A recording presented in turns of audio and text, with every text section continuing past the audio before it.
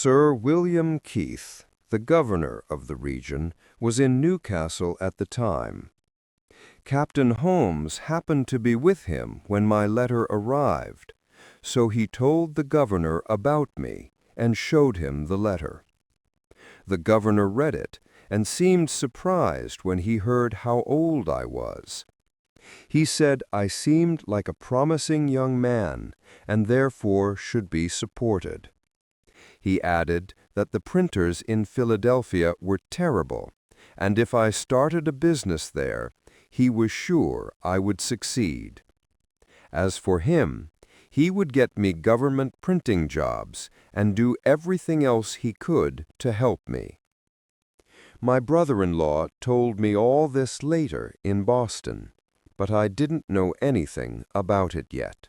Then, one day, Keimer and I were working together near the window when we saw the governor and another gentleman, who turned out to be Colonel French from Newcastle, both well-dressed, come straight across the street to our house.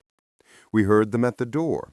Keimer immediately ran downstairs, thinking they were there to see him. But the governor asked for me, came upstairs, and with a graciousness and politeness I wasn't used to at all, paid me many compliments. He said he wanted to get to know me, gently scolded me for not introducing myself when I first arrived, and wanted me to go with him to the tavern, where he and Colonel French were going to try, as he put it, some excellent Madeira wine. I was very surprised, and Keimer stared blankly, looking utterly shocked. I went with the governor and Colonel French to a tavern at the corner of 3rd Street. While we drank the Madeira, he suggested I start my own business, explaining how likely I was to succeed. Both he and Colonel French assured me they would use their connections and influence to get me printing jobs from both Pennsylvania and Delaware. When I expressed doubt that my father would help me with it, Sir William said he would give me a letter for him, explaining the benefits, and he was sure he could convince him. So it was decided I should go back to Boston on the first available ship, carrying the governor's letter recommending me to my father. In the meantime, the plan was to be kept secret, and I continued working with Keimer as usual. The governor occasionally invited me to dine with him, which I considered a great honor, and talked to me in the kindest, most casual and friendliest way possible. Around the end of April 1724, a small ship became available for Boston. I said goodbye to Keimer, pretending I was just going to visit my friends.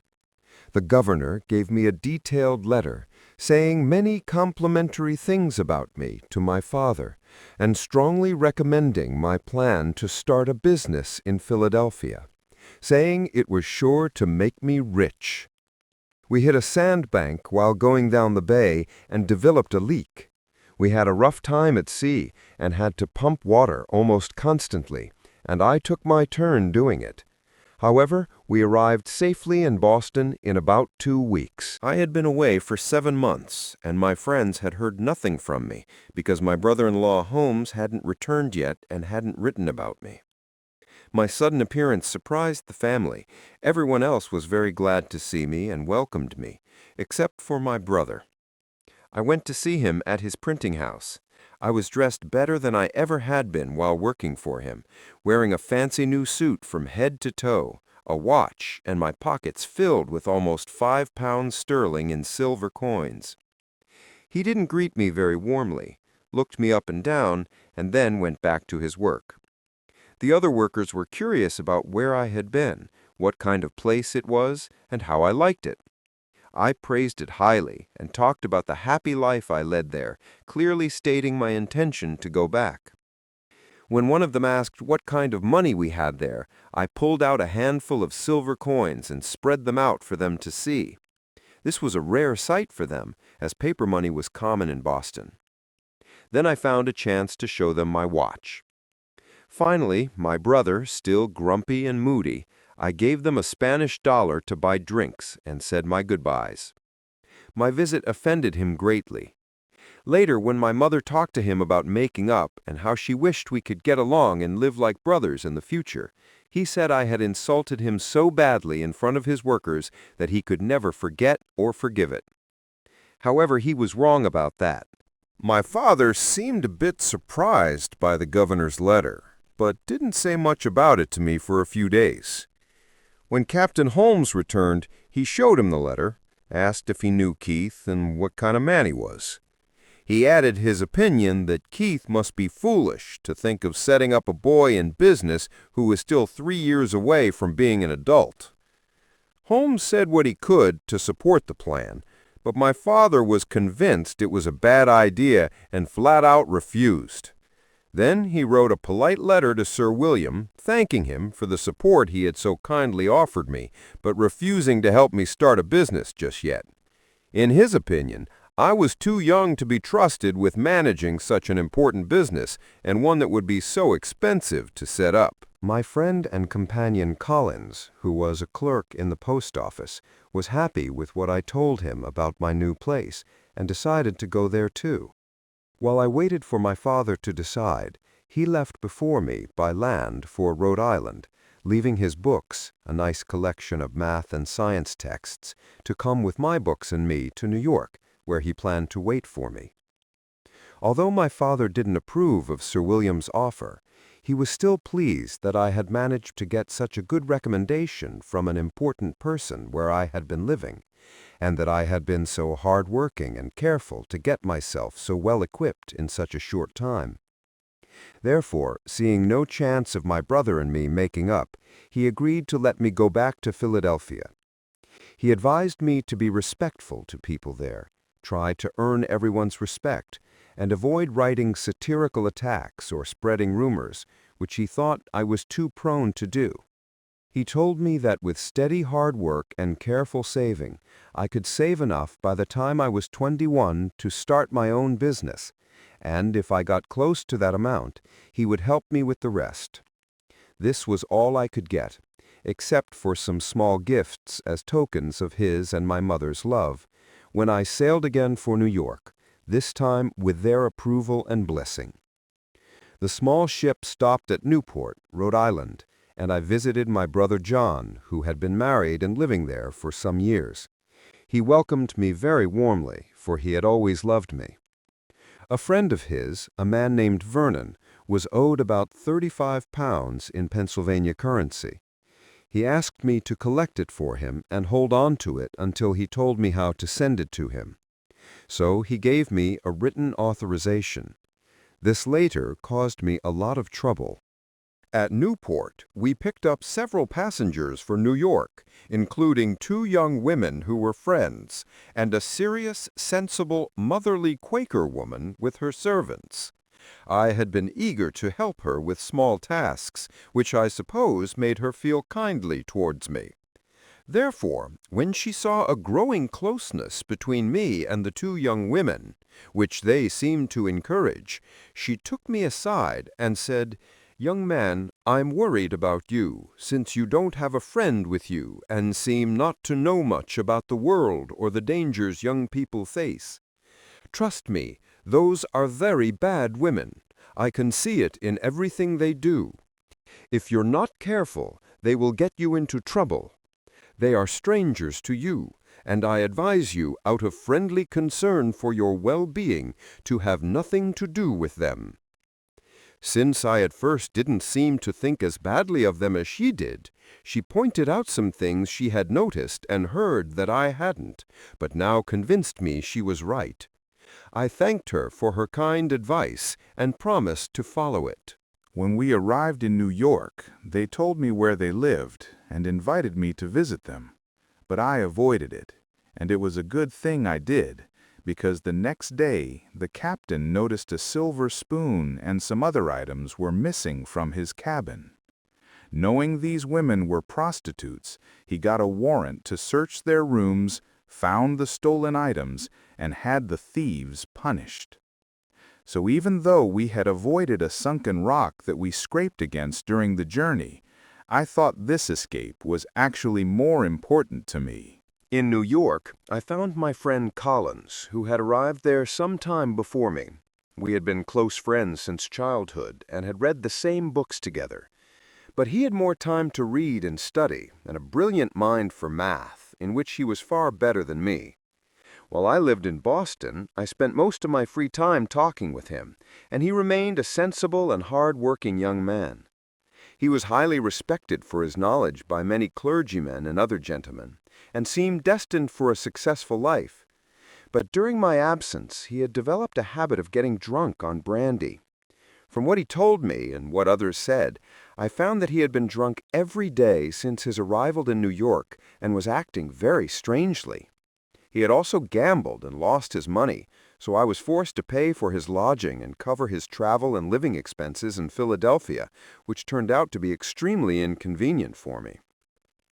The then governor of New York, Burnett, son of Bishop Burnett, heard from the captain that a young man, one of his passengers, had a great many books, and asked him to bring me to meet him. So I went to see him. I would have taken Collins with me, but he wasn't sober. The governor treated me very politely, showed me his library, which was huge, and we talked a lot about books and authors. This was the second governor who had honored me by noticing me, which turned out to be very nice for a poor boy like me. We continued on to Philadelphia. On the way, I collected Vernon's money, without which we probably couldn't have finished our trip.